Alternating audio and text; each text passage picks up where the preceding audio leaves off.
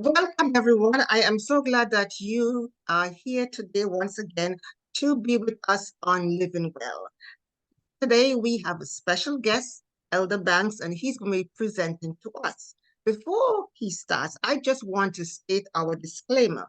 So this presentation is for educational purposes only. The information shared is based on research, personal experience, and biblical scripture. Our goal is to educate you on the topic presented. It's not to assess, diagnose, prescribe, or treat any medical conditions. If you have any specific condition or situation in which you are concerned, you are encouraged to seek advice from your personal physician. This educational presentation is for educational purposes only, and the information shared is intended to increase your awareness on the topic presented. So as I said, we have a guest speaker. His name is Darryl Banks, Elder Darryl Banks. He lives in Daytona Beach, and he is a member of the Mount Calvary SDA Church, and also the first elder of Mount Calvary SDA Church in Daytona Beach. He has his own ministry. It's called Advent Recovery Ministry, where he helps addicts, recover from their various addiction. And he has been doing this for 21 years. He's having so much fun that he didn't even realize it was 21 years he has been doing this ministry.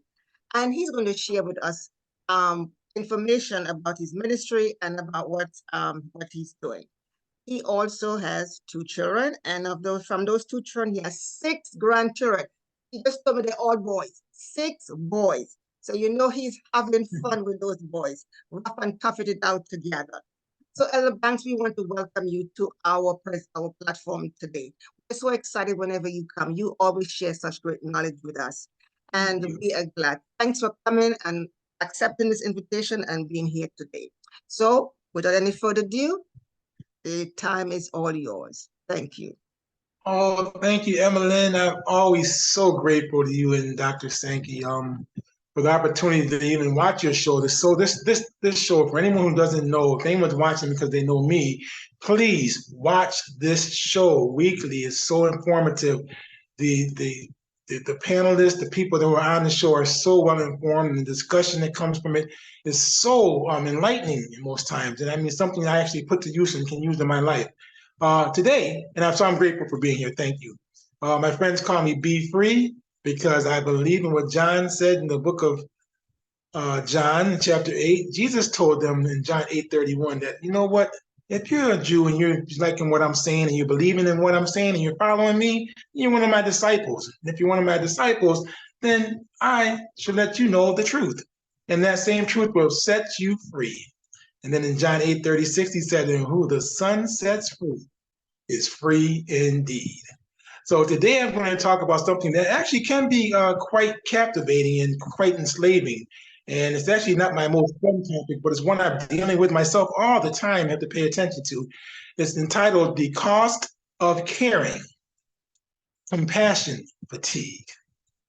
Yes, the cost. Yes, there's a price to pay for compassion fatigue. So first, what is compassion fatigue? Well, actually, let me pray. Heavenly Father, I just want to say thank you, Lord, for the opportunity to serve you. With the information you brought to me in my life and the growth be something that they can bless others, and may I continue to receive from them, Lord, all that you have, that we may grow closer to you and better able to serve and provide the work you allow us to do in serving you. In Jesus' name, amen. All right, so what is compassion fatigue? Compassion fatigue is the cost of caring for others or for their emotional pain. This is resulting from the desire to help to relieve the suffering of others. So people in helping professions, including medical personnel, social workers, and clergy, are repeatedly exposed to deep and complicated problems in the course of their work. So they can develop a mindset of detachment that reflects a diminished compassion for the person that they're helping. So it's people who want to help finding themselves with the diminished compassion, ability to have compassion for those they help. Problem, right? Yes. First here, let me say, compassion is a precious commodity, especially in the church. So we know God called us to do his work, and this applies to all members and leaders in the church. So this message is for all, even though for the sake of time, I'm going to focus on men in the church. Emily mentioned the ministry I get to be a part of. The ministry is Adventist Recovery Ministries. It's ARMIN. It's out of the actual General Conference, the North American Division of Health Ministries. And it's a fantastic program, 12 steps to help people of all kinds of weights and burdens and all kinds of things of dealing with the past or fear of the future, whatever it may be. And I think this topic fits right in there. So I'm going to be talking a little bit about men in the church. And let me tell you this. Have you come back to church in 1999, around 2000, after many years of not being in church? I just want to share this insight to start. Men in the church have a difficult way. I know everyone has a difficult way. I'm not saying that. But what I mean is I'm just focusing on the men today. Here's a little from my experience. First, in our church structure, is set with the direction and guidance of the Holy Spirit. We have a church manual that lays down all the positions, sets the tone. We have an incredible, wonderful structure. But here's a picture for you in real life of a man coming to church today. The question is asked sometimes why men don't come to church or why men come and leave. Here's a little insight for some who maybe haven't heard this perspective before. Maybe you have. So first off, a man has to deal with this in his home. His wife, his girlfriend, joins the church. She comes home every week and she says to him, "Oh my goodness, that pastor and that church I've been going to is so brilliant. He is such a great preacher. Oh my goodness." The husband goes, Then she says, "Oh, and the elder? The elder is teaching Bible study every Sabbath afternoon. He is so funny. He makes learning so easy that I've learned something new every week." I know that they say that men aren't really always up to date on where, who women are and understanding women, but this is where our women don't understand men sometimes.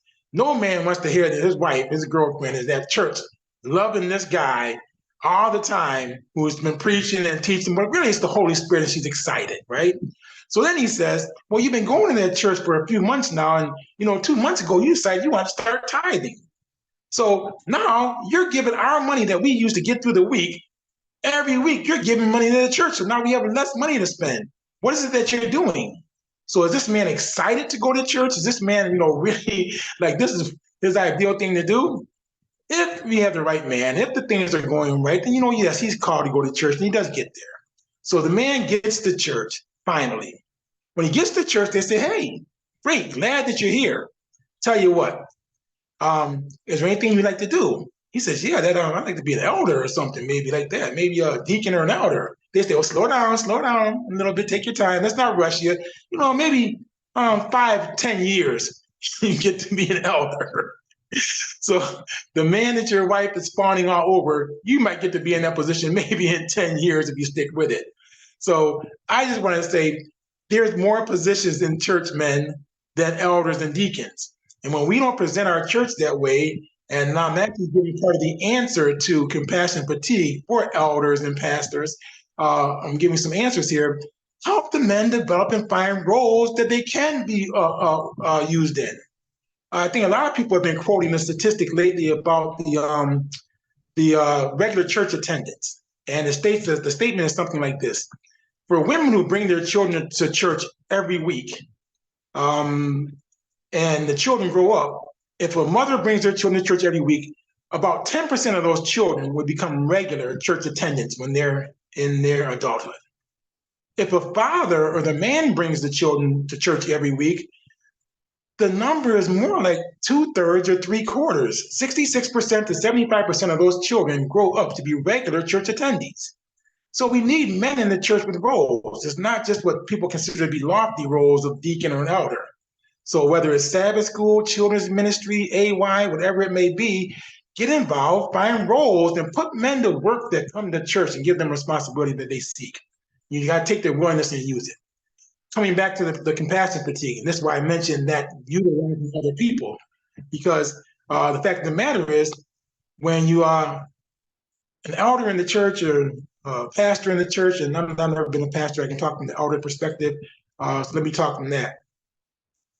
And why I'm talking about this topic right now, I'll tell you. When I first came back to church, like I said, it was probably 1999, 2000, and I had a friend of my mother's that was there who was so happy that I was there. And he says, "Oh, Banks, man, you are just loving serving God. You're loving God." And I knew the structure and knew I did not have false ideas about some lofty position. And I was just jumping in anywhere I could. I was driving the van. I was taking the kids on to, to the park. I was, helping the pathfinders. I was Sabbath school assistant superintendent, AY assistant, whatever I could do, I was doing. He said, Banks, let me tell you, I got something for you. I see how much you love the Lord. So here's this piece of wisdom that will help you. You love serving the Lord. Now let me make this clear to you as you go forward. Serving God means you're serving his children. Seems kind of simple on the face of it. He says there'll be some bumpy roads. It won't always be peaches and cream. When you're serving God, you are serving his children. Good days, bad days, all of that.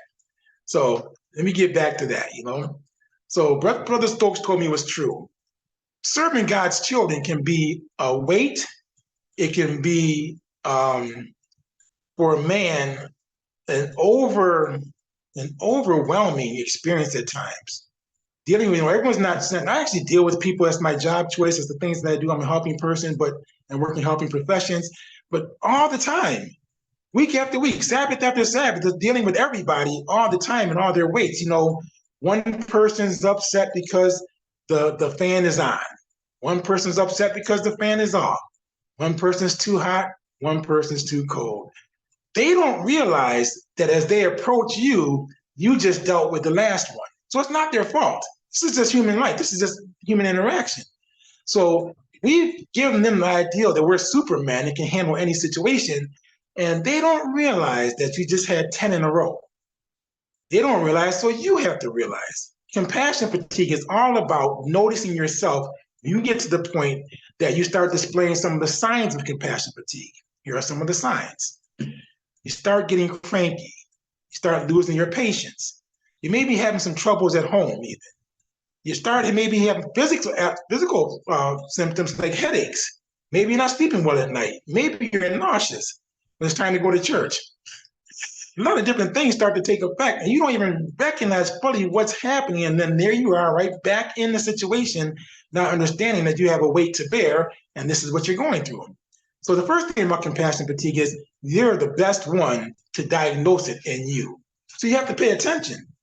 So I'll say this: being an elder in the church is a very daunting job. I love it. It's such an awesome responsibility. It's such an awesome job. If you look in the church manual, I think it's probably around pages 77, I think. And you look at the requirements or the the responsibilities of an elder, you'll see all the tasks that an elder has to do. A man of God, he stays out of trouble. He's able to teach. He's able to deal with people. He's able to help the pastor carry out the mission of the church. He's able to help all the different departments. He's able to deal with all these things. And that's what it takes. So I'm going to very quickly give you some information that's not so pleasant for me to share, but I want to be clear about why I'm telling you this message today. Of the last 4 churches I've done any services, and I've been back in church, as I said, since 2000, and I've been an elder, I think, for the last almost 10 years, maybe, I don't know. The first church that I became an elder in, the head elder there got a divorce. The next church I was in was Bladensburg, Maryland, and I'm now going to do names out of respect because in Bladensburg, Maryland, I had just left Bladensburg after serving there and moved to Florida. And the gentleman who was the head elder there was my friend. His name is Eddie Hicks. On June 18th of 2021, Eddie Hicks passed away at the age of 56. He was the head elder. Beautiful man, beautiful family. I came down here to Mount Calvary in Daytona Beach on June 6, 2023. My good friend and the head elder here, Kenneth Walker, at the age of 63, went to his rest. Our sister church here in DeLand is Emmanuel Seventh-day Adventist Church, and thank God this brother, he's doing fine now. But Elder Hall, at the age of 68 in January of this year, had a heart attack. My point is, these are some of the hidden weights and costs that I understand that if the people aren't going to be able to be aware of it because they can't, then you have to be aware of it. Spouses, family members, whoever it may be, it's not a bad thing to have compassion fatigue. It just happens. So I'm going to talk about some real symptoms of it, some solutions toward it, and just dealing with it. So what happens when you've been called by God to serve him for life? You've been called by God and you're a man of God, and that's what you want to do. You want to serve him. The answer for this is, if you want to be called for life, you must have a life. How long would that life be? 4 churches I just told you about in 10 years, a divorce, 2 deaths, and a heart attack from the head elders. All of them are my brothers and friends. So here are some other areas where compassion fatigue can affect you. And first, let me say this. Compassion fatigue is not the worst thing in the world, so you don't have to worry about saying it, because it doesn't happen unless you have compassion. For those who don't care, they don't get this feeling. They don't have that weight. Hearing people sit tough situations, there's troubles in church. People go through problems. There's some situations that just really, we are putting them in God's hands because there's no way we can handle them. And we see this day after day, year over year, and you have these other responsibilities. So it's not the worst thing in the world to have compassion fatigue, but know this, it only happens to those who have first compassion. So you have to pay attention. And let me be clear here by saying, I want to say this first. There's an old saying that people who don't want to receive love don't truly love. And I put it this way in our service. If you can't accept love here and self-care, what you're giving out, really, truly, though you say it's love, isn't love. It's more of a maybe an ego thing. I'm just being straight. Because if you can't receive self-care and instruction to take care of yourself, then you just want to do for everyone else. And that's more like a messianic complex. And Jesus told us that we want to follow him to pick up our cross every day and follow him. He bore the cross that brings salvation to you, to me, and he is the burden bearer. We want to be Christ-like. That's true. But we have our crosses to bear, and that can include our communities, our families, our churches, our jobs, our work, and elders in unpaid position. There's no benefits, there's no leaves. So you have to be mindful and take care of these things and not let the super messianic complex take over. And it's just us, it's just men sometimes. I don't like saying that, but I got that feeling sometimes that this is my phrase. I know I hate it. I'm working on it. This compassion fatigue, I'm working on it. My phrase is, we didn't get it right this Sabbath, and we know next Sabbath is coming. What are we going to do? And I bear that weight. For other people in their service, why am I bearing their weight? So men like to say things like, well, if I don't do it, it won't get done. Or if anyone else does it, they don't do it right. We have to get past those things. We have to understand this is God's church. And that's why I go back to developing men in other roles, in other positions, bringing them along in leadership. People think training someone to be an elder means you train them to be an elder. No, you help them work in community service. You help them work with the Sabbath school department. You help them learn the principles and the points of being in service as a team in church and being a part of the body of Christ. One day, just like you were one day, they'll be an elder. You weren't born an elder. So we all got there somehow. So I use this phrase, and I'm saying this now to say, you know what? You have to be able to take a cold, hard look at just what it is that we're doing and what our approach is to doing it. And I say a cold, hard look, and all I'm really trying to say is take an honest look. The only reason I say a cold, hard look is because we're men. We're hard-headed. We want to be Christ-like, but we're not Christ. I want to use this text from Isaiah 61. It should be familiar, but listen to this in this context. Ministers, Isaiah 61. The Spirit of the Lord is upon me, because the Lord hath anointed me to preach good tidings unto the meek. He has sent me to bind up the brokenhearted, to proclaim liberty to the captives, and the opening of the prison to them that are bound. Well, ministers, we share Christ's mission as well as we need to be able to receive it. We absolutely require God's healing and his help. We are not exempt. We might need more of it than others. Face to face with our denial, that's the cold, hard truth, we need to know self-care does not mean selfish. Called for a life of service to Christ, have a life. Live it as if Jesus Christ is coming back tomorrow, but you're still living it as if you're able to continue serving him for the next 20 years. So you have to have some balance there. Some things have to change in some of our approaches. So we set our daily pattern on the long term. You take care of yourself. The solution, the first thing is to be able to identify it. Again, I come back to start noticing, paying attention to yourself. when you're losing patience, feeling nauseous, getting headaches, emotionally, physically, we have all these symptoms from this result of this because our bodies are not meant for the stresses or for more than we're supposed to be carrying. Look at Jethro's admonition to Moses, I like the King James Version. Jethro's admonition to Moses in Exodus 18, in verse 13, this is how he phrases it. I'm starting in verse 13. The King James Version nails my point today. And it came to pass on the morrow that Moses sat to judge the people, and the people stood by Moses from the morning until the evening. And when Moses' father-in-law saw all that he did to the people, he said, why is this thing that you doest to the people? Why sittest thou thyself alone, and all the people stand by thee from morning until evening? And Moses said unto his father-in-law, because the people come unto me to inquire of God. What a noble, wonderful thing to be, to be an elder, It's a great thing to be. Well, verse 16, when they have a matter, they come unto me, and I judge between one and another, and I do make them know the statutes of God and his laws. It's great being an elder. And Moses' father-in-law said unto him, the thing that thou doest is not good. That's the King James Version. Thou wilt surely wear away both thou and this people that is with thee, for this thing is too heavy for thee. Thou art not able to perform it thyself alone. So elders out there, people will take this on that way, which I admit to doing myself, and I'm working hard on it today. You aren't helping people. You're creating a false dependence on you, hopefully not out of ego or for self-importance, but you do it, both of you, a disservice. So from this point, instead of placing your efforts on, if I don't do it, let's try to transform to, let me teach and make my business and our church's method, teach and build men. These are some steps from recovering from a bout with compassion fatigue, so I must get them in. Reduce your workload. Take time away from work. Establish clear life boundaries and changing your approach to work. I've got to say, the Sabbath, the most wonderful, special day God created, how did set it apart, all those things. And what do we spend our Sabbaths on, elders? Work.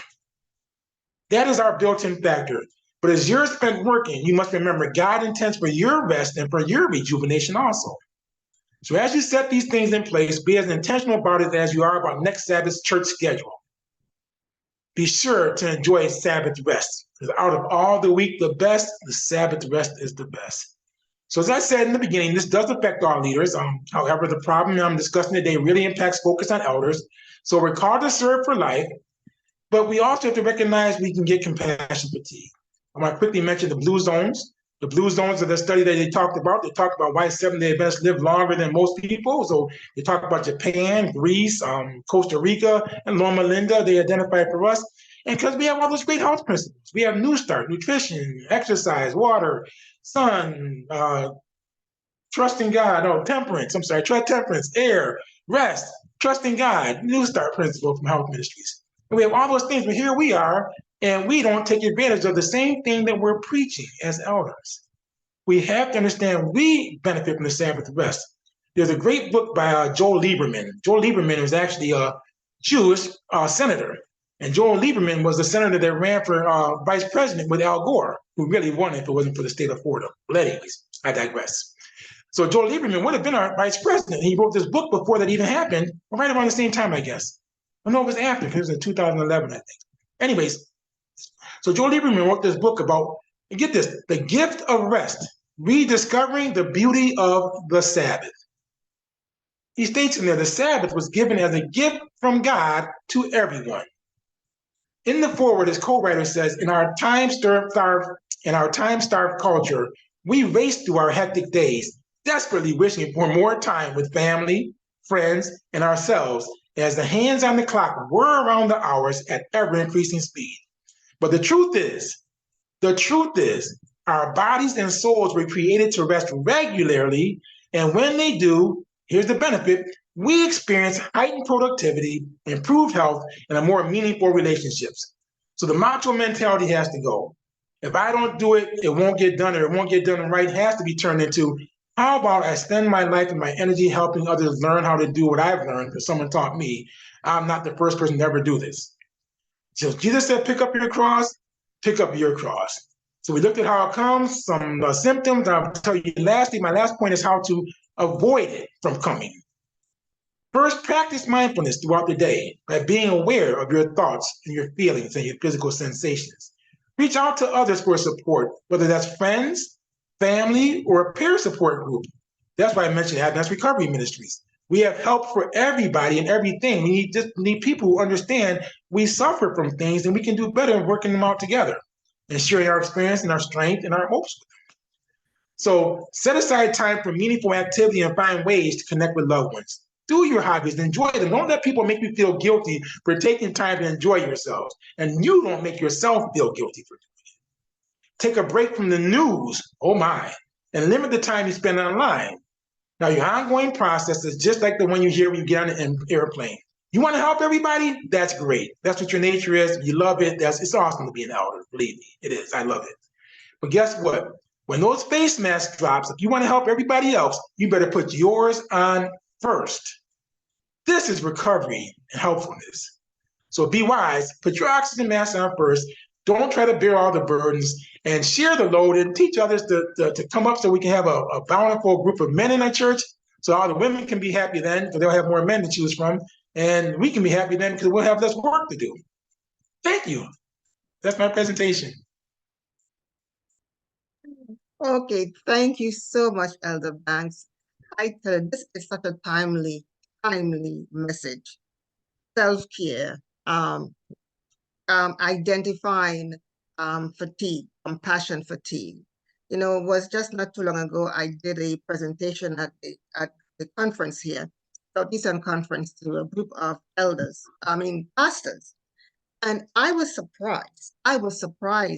When doing the research on the amount of pastors that have this same problem, compassion fatigue. Pastors are dying. Pastors are coming down with a lot of health issues because of compassion fatigue, the amount of work that they are doing. They work 7 days a week, 24/7, because when they get home, a member might call them, somebody might call them, and then they have to leave and go to attend to that member. It's the same thing with elders, because some churches, they do not have pastors, or they might have a pastor to share with another church or something like that. And then the elders have to step in and take up the reign of the pastor. So it's so very important for us to understand this. I think this need to be preached, need to be something that all elders and leaders of churches, I should say, need to go through before they pick up or they start their ministry. They need to have this because this is so very important. Because we want to help. We have a desire, burning desire to be minister to others, but we have to first take care of ourselves. So Amen. vital. That is such a vital, message that you just presented to us. And identify the different areas of fatigue. Know yourself, understanding yourself. When things start changing, pay attention. Yes. Because it's telling you, it's a warning sign. So I would love to hear what the audience have to say. If they have any questions for Elder Banks, if they want anything to clarify, this is your time. Elder Banks is here. He's very knowledgeable. He has the experience, and he can answer whatever question you put before him. And if he doesn't know it, I'm sure he's going to tell you, and he's going to research it. Okay. Anyone have any question or anything they want to add, say?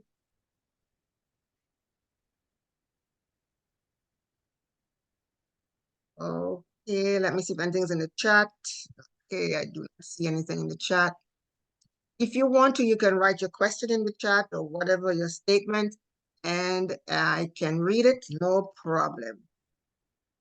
So,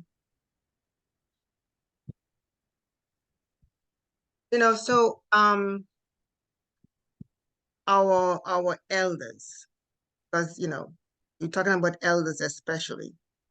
When we have our elders for the year, when they institute these elders for the year, do they do anything regarding training them how, what their role is like, what their role is. Because, we have a lot of young elders too come up in the church. I know some churches start with the youth, training them for that position for later on. But are we doing, or do they do special training for these men? Because that is so important. I think this is something that they need to start doing. Emmeline, sadly, well, first, let me say the good news. The good news is they're doing a lot more training and paying attention to a lot more things, especially here in the Southeastern Conference. I went to an elders training that was fantastic, and they did more than I'd seen in a while. I actually come originally from the Northeastern Conference, and we had an incredible training up there on how to be an elder, but they don't touch on things like this. This is something that's kind of like a quiet sickness that no one wants to admit to. That's why I mentioned the denial. So I was going to say, sadly, you can't train what you don't know. And I don't know old school, new school, or count anyone's learning just to those two categories. So it could be an old school elder that understands these things completely, and a new school one who has no idea whatsoever. I don't know, but you can't train what you don't know. And the times are changing. We know that, when people say Jesus went through everything that we can go through, some people go, oh, not these days standards, but no, he went through the same feelings and experienced the same hurt and the same pain and had the same problems of disloyalty and things like that we all go through. But I would say we have a new set of circumstances these days. The world is getting stressful. I mentioned compassion fatigue, for example. I mentioned not watching the news. We have more information about more things. My heart breaks for the people in Haiti. My heart just wanes for the people on the Gaza Strip. And you hear about it for a while, then you don't till the next one comes. So we have a new complete set of circumstances that I think is going to take more than just a normal elders training. That's why I love Advanced Recovery Ministries. My point is about getting together, and support groups are the hidden secret, no cost, no charge, but people who can find in themselves some lack of being 100% of everything to themselves that they are. First off, they need Jesus. Love a group of people who need Jesus. And second off, they also can see where we can improve. So I love being around those two groups of people. And groups like Advanced Recovery Ministries are great there, because needing Jesus and finding areas where I can improve and learning from others and sharing with others is a fantastic way. But as far as the direct elder staff, I don't think so. I don't think pastors get this much training even themselves, even when they have classes. I don't know, maybe 3 credits, 6 credits. Mm-hmm. Yeah. Yeah, because when talking to the pastors, they were saying the same thing. I know one of the questions they asked was, on Sabbath, it seems like they do more work on Sabbath than in the day of the week. So how can a pastor curtail his Sabbath where he can have time to preach, do the Lord's work, and at the same time take care of his family? How can they do that? So it's clear that I think most pastors, in my experience being an elder, I think most pastors are pretty good at setting boundaries and setting times. It's, but I'm going to lean toward the elder side and say, we don't get paid time off. Mm-hmm. We don't have vacations. We don't have, our bills are our bills to be paid regardless of whether we come to church or not. So for anyone in leadership, starting with pastors being the most honorable, I mean, such a great position, all of us have a special weight to bear. So we must first have our own devotion and our time to be close to God and Jesus. And I like to use the phrase in my life of knowing where I end and where God begins. What are my responsibilities? What are my abilities? And where does God take over? They blur, as I said sometimes. And for all the practices, you must diligently, intentionally is the new word, set boundaries, set schedules. I said, no one else knows that you just got off the phone with sister so-and-so or brother so-and-so. Mm-hmm. No, they don't know that. So we have to do it ourselves. And so the challenging part, though, is doing it in a way that I tell people, no, not right now, no, not right now, no, not right now, no, not right now. And they're like, well, no, we want it right now. And I'm like, oh, God, please help me. You take a deep breath. You ask God to help you get through one more without showing that you've lost the empathy that you like to serve God's children with and that you feel they deserve. You know they deserve it. But you know what? You might be past your point, or I might be past my point. Let me put it that way. And I recognize that, and I try to tell so people learn how to communicate and verbalize. That helps a lot in support groups. Let me tell you, that's one of the things you learn in support groups.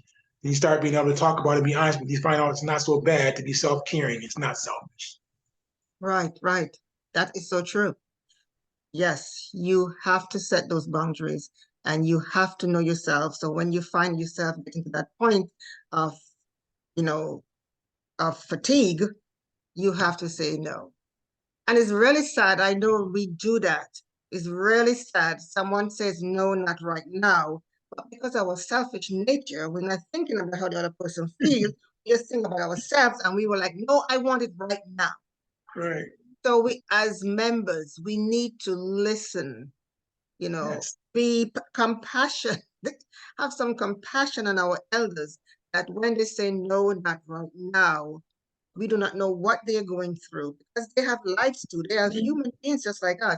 We need to listen and just say, okay, he will get back with me or she will get back with me at a later time. I just have to wait. And we just have to respect that, really. We have to start doing that. You brought this to my attention. I'm going to be very careful and be more aware. I'm serious about Yes. other people's feelings, especially others who are in leadership. Not just, I just don't should not just be thinking about myself only, but think about your pastors, think about your elders. This is mainly for elders. Think about your elders, what they're experiencing. They have to work, as you said, they have their own jobs besides what they do at church. So just don't crowd them all the time with all of our problems. Sometimes we can go to a friend or somebody else and, share what burdens we have. And if maybe that doesn't work, then you might seek your elder out. But we need to. Thank you, Emily. And one of the things, again, I put a lot of onus back on because you can't always count on the people or someone outside of you doing something right. When you know you have to do something yourself, you just have to sometimes do it. It may become unpopular, and they don't know, but God knows. And He knows what He's giving you. But one of the things I should have mentioned more clearly is do those hobbies, do the things that you enjoy. When you have time for yourself, take the time. The Sabbath rest of 7 days is wonderful, but we're not meant to go 24 hours a day. We have to find in our own day's time. Had some people in town last week was bike week in Daytona Beach, and had some people come visit last weekend. Sabbath morning, they wanted to go to the beach and watch the sunrise Sabbath morning. I'm like, what an amazing idea. How gorgeous that was to start the Sabbath on. And just to do those little things. And one of the things is not, paying attention and living by your phone. The best way for me to not be lived by my phone is not have it on me. So I'll take time periods, but I don't even have my phone on me. It irritates some people, but I can't help it. I know what I have to do. And my ringer is almost never on because I'm at work or whatever it is, or I'm in church, so my ringer's on, so I don't hear phone rings. And people, I called you 3 times. When I called you, no, that was not 3 times. The one is, I called you earlier. Okay, you called me when? It's 5 now. You called me when? It was about 4:30. Well, I just, hey, okay, what can I help? What can I help you with? Yeah. But Yeah. that's how the world is. The world is. That's why it says we have some different circumstances in the world. The ability to get a hold of people, and they think because you have a phone and you're supposed to answer your phone, and all these different things. And I believe in getting back to people in a reasonable amount of time. Believe me, because it is frustrating. Trying to do some things when you don't. I mean, but give them some reason. I'm not a person that says don't call too late because I simply say call me. If I don't answer, I don't answer. Leave a message. You know.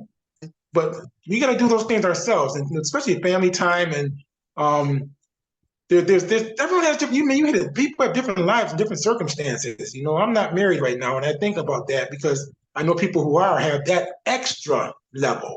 I mentioned I have 6 grandsons. My grandsons are from age 4 to age 15, and now those are my responsibilities. So I don't have children responsibilities. I don't have spouse responsibilities.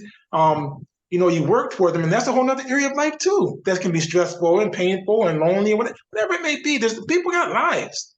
Yeah. So but you gotta be responsible for yourself. I mean, you kind of have to do it yourself, and take time away. That's why I like cruises. I like cruises because the no cell phone thing and everything. No one can get a hold of you. At a certain point during the cruise, I remember one time saying I was about a day and a half in. I remember saying, "Ooh, I just relaxed." Yeah. It took a day and a half to shake off all the Mm. weight that we carry just in normal life. Mm-hmm. So, as elders of the church, we want to serve, and we love serving. I don't know an elder that doesn't love being an elder and serving. Um, but we gotta be careful, take care of ourselves along the way. And like I said, teach it like Jesus is coming tomorrow, preach it like Jesus is coming tonight. And you know what? But be prepared to be, if you wake up tomorrow, you're still gonna be able to do it again the next day. Right, right. Yes. And what I can say as members, we need to be sensitive to the needs of our elders. Do not bog them down. Yes, when you have a need, you can contact them. But if they do not answer their phone, do not keep calling, calling, calling. You left a message, they're going to get back with you. Oh boy, you brought us some good points, and I really appreciate what you just, the topic, compassion fatigue, because I know as a nurse working in the health field, you see you see people who are so sick, and you see it over and over and over again. And after a while, it just comes to a point where you like, that's just another one. There goes another one. So you have to be able to to have that within you to recognize what's going on with you, so you can change that mindset to say, okay, this is a child of God. I look at each one of my patients as a child of God. God died for that person, and because that person's a child of God, that person is also my sister or brother. So I have to look at them in that special way. Some of them could be really mean and nasty to you, say all kind of things to you, but you still just have to walk away with a smile. You have. It was sometimes to be very challenging being a leader, being in a position of leadership, being in a position of caring for others, because sometimes it could be very, very task, very mentally draining for you. This is a caregiver issue. This is a caregiver issue. And I don't think people often look at elders as caregivers. That's why I brought it this direction. Because coming from the counseling background, coming from the nursing background, coming from healthcare as a chaplain, I've served, in many different ways. I've seen other people, and it scared me. Mm-hmm. And all they do is change jobs. They don't change their field. They don't change something, and they're just miserable at the next job. It's just a different setting. They're still, the old phrase, wherever you go, there you are. So eventually you're forced to deal with this. Either you deal with it or you don't. You have, you don't. I think about when we got saved, and I love the text in Psalm 51 which says, "Restore to me the joy of thy salvation." Mm-hmm. So the same way we go into these fields as helpers, wanting to help people, compassionate. That's the key. You do these things because you're in those areas because you want to help people. That's what your desire is. And if we can find that joy and get that joy restored and keep it, then it's worth it. Wonderful. Thanks again, Elder Bank, for bringing such a topic to our attention. I really appreciate it. I enjoy this. Thank you so much. Whenever you come, you always bring something new, something refreshing, something that we can take away with. Thank you so much. Well, be free of your burdens. Be free. Yes, be free.